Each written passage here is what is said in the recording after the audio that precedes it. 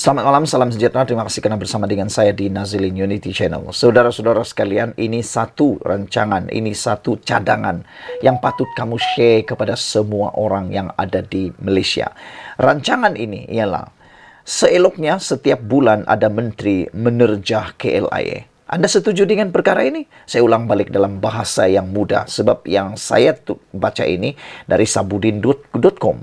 Beliau mencadangkan mulai sekarang seeloknya setiap bulan ada menteri menerjah KLIA. Saya mau tambah sedikit. Mulai sekarang setiap jabatan khususnya kementerian-kementerian yang berkaitan dengan penguatkuasaan perlu dilawat oleh menteri setiap bulan. Itu lebih bagus. Bukan KLIA saja. Bukan KLIA saja yang perlu diterjah, diserbu oleh menteri. Tetapi semua tempat yang menjadi laluan kepada pelancong dan juga orang asing. Seperti sempadan negara, KLIA, pelabuhan dan sebagainya. Ini baru ngam. Kalau KLIA saja tak cukup. Tapi walau bagaimanapun, bolehlah dimulai. Sekarang seeloknya setiap bulan ada menteri menerjah KLIA. Ini baru terbaik supaya lebih baik perkhidmatan mereka. Selain itu, kan ramai menteri. Kalau tiap-tiap bulan satu orang kan bagus. Bukan banyak kali pun, 1 jam setiap bulan. Menteri ini dulu mulai, menteri ini dan menteri ini, menteri ini. Itu sebabnya saya sokong cadangan sabudin.com ini. Supaya setiap bulan KLIA diterjah menteri. Tak susah pun. Bulan ini menteri lain, bulan depan menteri lain, bulan depan menteri lain, bulan depan menteri lain. Maka terjagalah KLIA daripada tuduhan-tuduhan yang tidak kita ingini. Secara umumnya kita tentu boleh bersetuju dengan bekas pengarah bahagian operasi khas SPRM Bahri Muhammad Zin yang mengecam Menteri Pelancongan Seni dan Kebudayaan Tiong King Sing atas tindakannya menerjah KLIA bagi melepaskan seorang pelancong China adalah suatu perbuatan salah, iaitu menghalang pejabat awam dalam menjalankan tugas mereka. Katanya dakwaan menteri berkenan tentang wujudnya amalan rasuah di kalangan kaki tangan imigresen di KLIA menimbulkan banyak syak sangka di sebaliknya. Jika saya jadi pegawai imigresen itu, saya akan warning menteri itu 2 kali agar jangan ganggu kerja saya.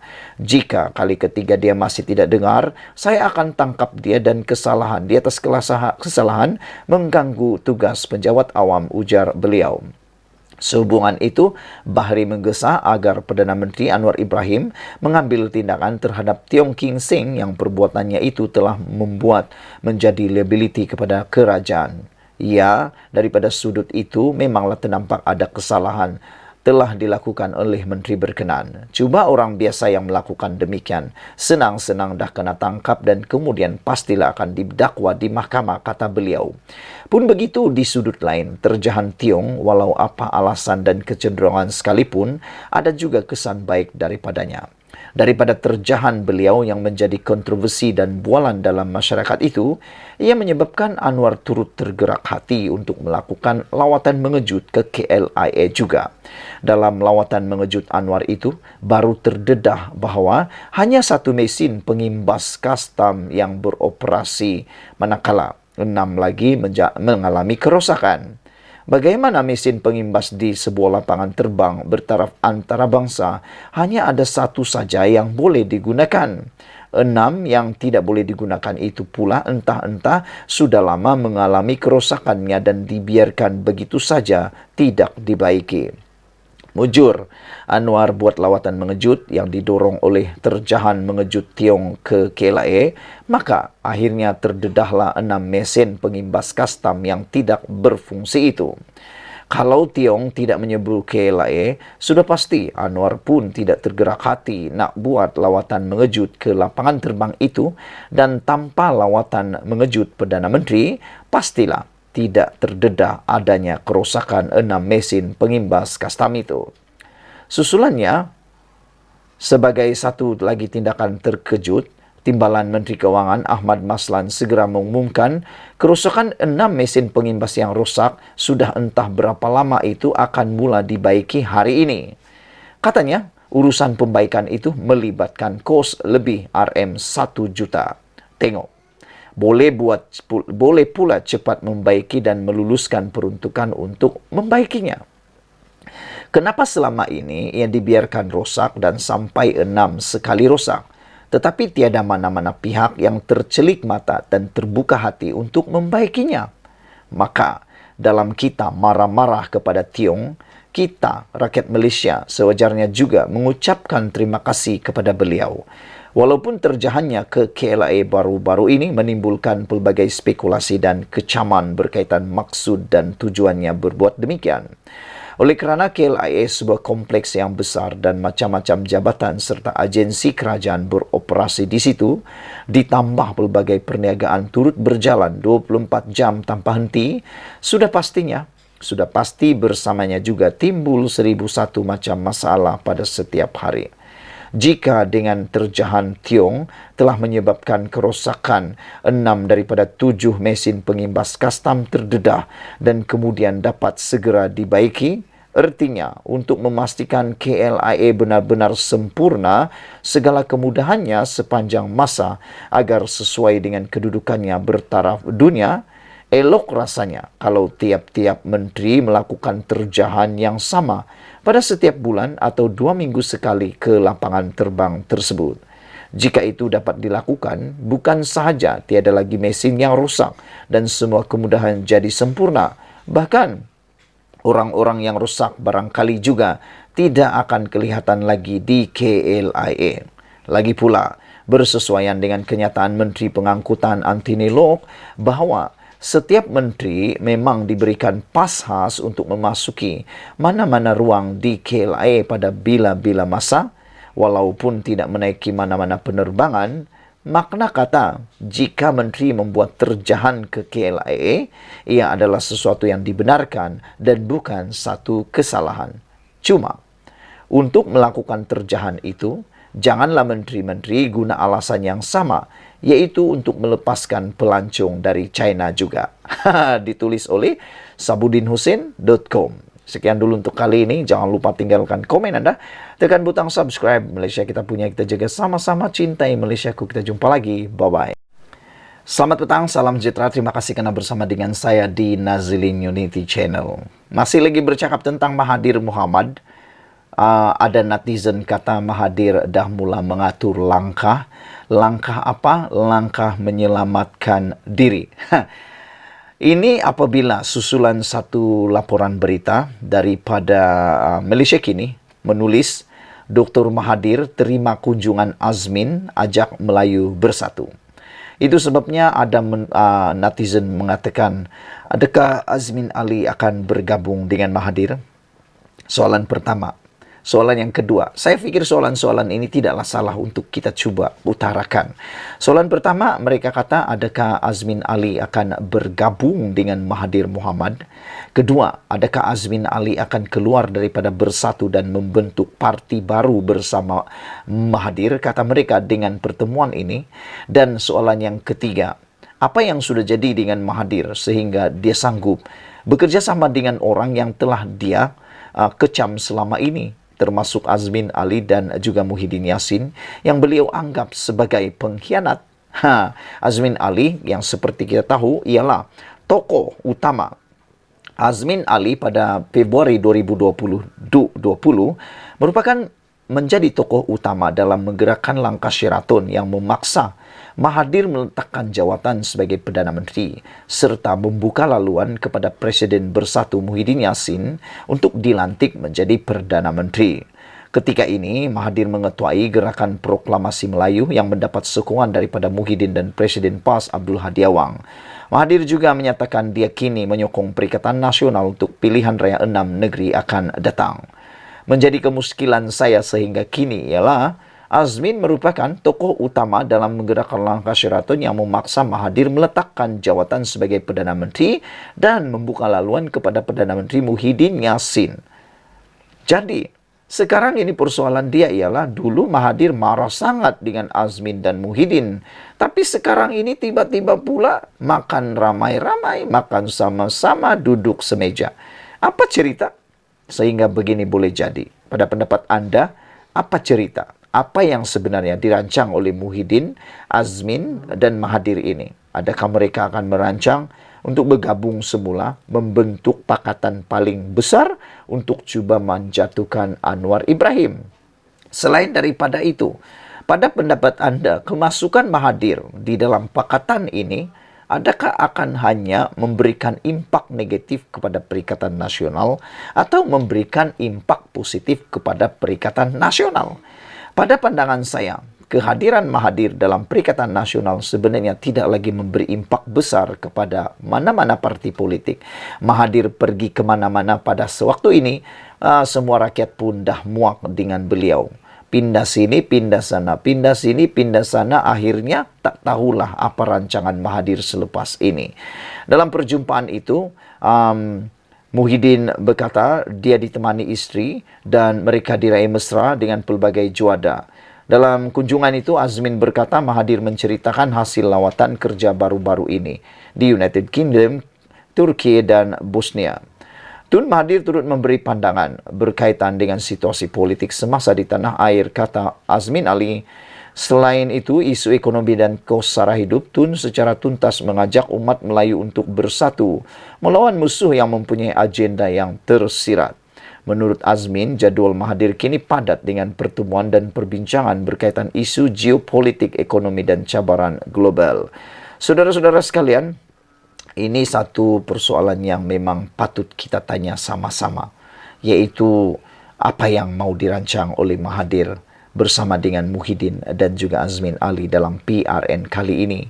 Dalam satu pendedahan baru-baru ini, Mahathir kata mereka telah pun dalam perbincangan meja bulat, Mahathir kata insya-Allah akan ada tidak akan ada pertembungan dalam pilihan raya antara meja bulat itu. Tetapi apabila Muhyiddin umum, dia kata Perikatan Nasional akan bertanding di semua kerusi di dalam PRN, bermaksud Mahathir tiba-tiba tersisih, terpinggir.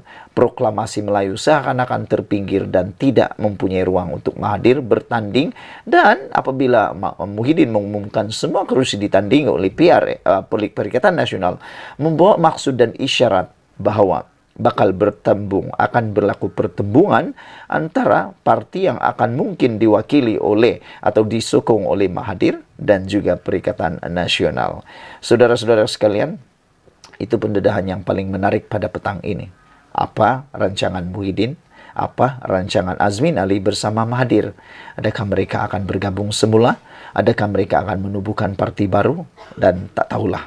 Sekian dulu untuk kali ini. Jangan lupa tinggalkan komen Anda, tekan butang subscribe. Kita jumpa lagi. Bye-bye.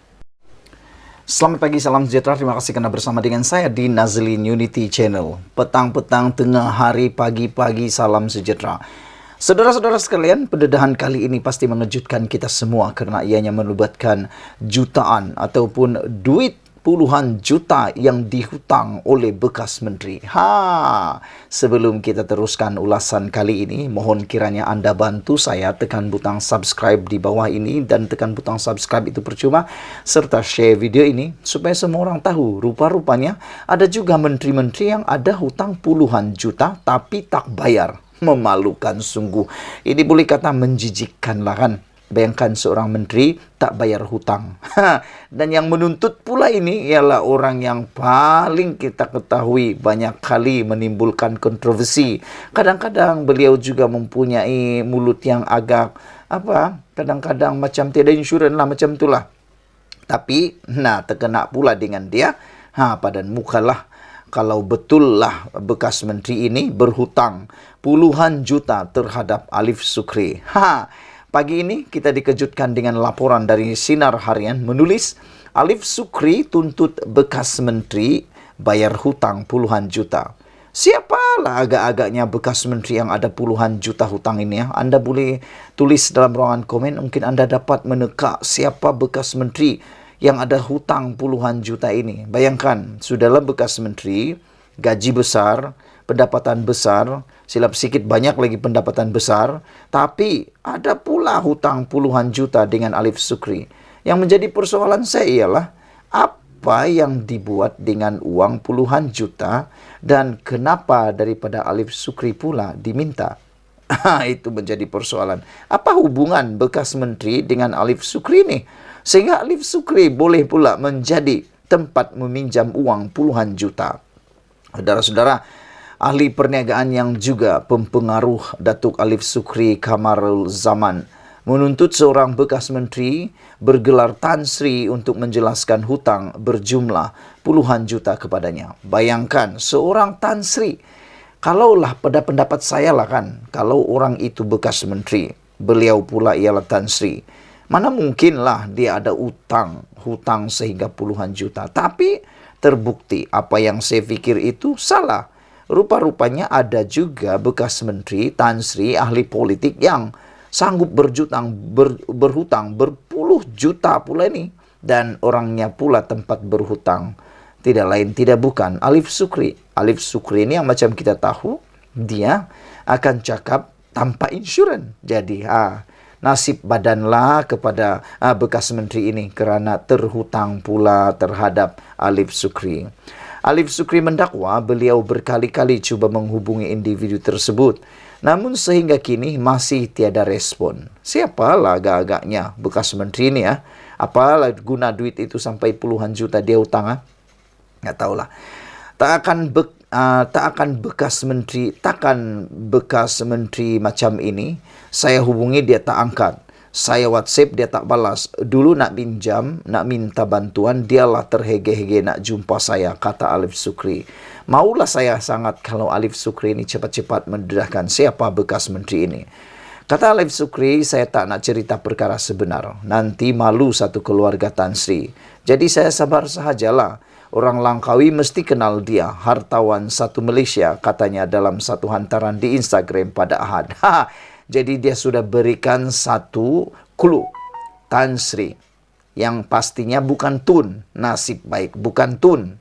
Yang pastinya dia adalah keluarga Tan Sri, kata Alif Sukri. Dia kata nanti malu satu keluarga Tan Sri. Dan orang itu ialah orang Langkawi mesti kenal dia, kata Alif Sukri. Tak pastilah dia orang Langkawi kah, dia tinggal di Langkawi kah, tapi yang pasti Alif Sukri kata orang Langkawi mesti kenal dia, hartawan satu Malaysia. Yang hairan, bagaimana seorang hartawan yang terkenal boleh berhutang puluhan juta? Apa yang dia buat? Apa yang dia guna dengan duit itu? Hantaran tersebut mendapat perhatian pengguna di laman maya berkenan dengan perkara tersebut dengan 9,756 tanda suka diberikan. Pemilik akaun bernama Fizi Hasan 88 mendakwa bahawa dia cukup mengenali Tan Sri itu. Saya kenal Tan Sri ini sebab saya pernah bekerja di hotel miliknya. Wah, rupa-rupanya ini identiti dia. Tan Sri ini ada hotel. Wah, pertama dia dikenali di Langkawi kerana dia hartawan di Langkawi, kata Alif Sukri. Selain itu, dia juga ada hotel menurut Fizi ini. Dia ada hotel. Menurutnya lagi, saya berhenti dari hotel itu pun sebab malas nak sebut, kata Fizi Hasan 88 dalam ruangan komentar hantaran Alif Sukri itu. Seorang lagi individu bernama Eza Azaiti dipercayai bekerja di bawah Tan Sri tersebut berkata, ramai dalam kalangan pekerja tersebut termasuk dirinya tidak dibayar gaji semenjak pandemik COVID-19 dahulu. Teruk juga Tan Sri ini ya. Sudahlah bekas menteri, hartawan lagi tapi tak bayar gaji pekerja sejak pandemik COVID-19. Aduh, jijiknya. Saya jika ada halal dunia dan saya tidak akan halal dunia dan akhirat duit gaji saya, ujar beliau. Coba teka. Agak-agak kamu kenal ke siapa yang didedahkan oleh Alif Sukri ini. Sebelum kita berpisah, awas jangan ingat menteri, bekas menteri kaya raya. Mereka mungkin kelihatan kaya raya, besar keretanya, besar rumahnya, istrinya mungkin 1 orang atau 2 orang atau 3 orang atau 4 orang. Janganlah kamu terkejut kalau tiba-tiba pula didedahkan berhutang puluhan juta. Dan janganlah juga kamu terkejut kalau orang itu tidak mahu bayar gaji. Sudah kaya, tak bayar gaji. Sudah kaya, tak pula bayar hutang lagi. Sebelum kita berpisah, sila tekan butang subscribe dan share video ini. Jangan lupa berikan komen Anda. Cuba teka siapa orang itu, ikuti terus ulasan selepas ini.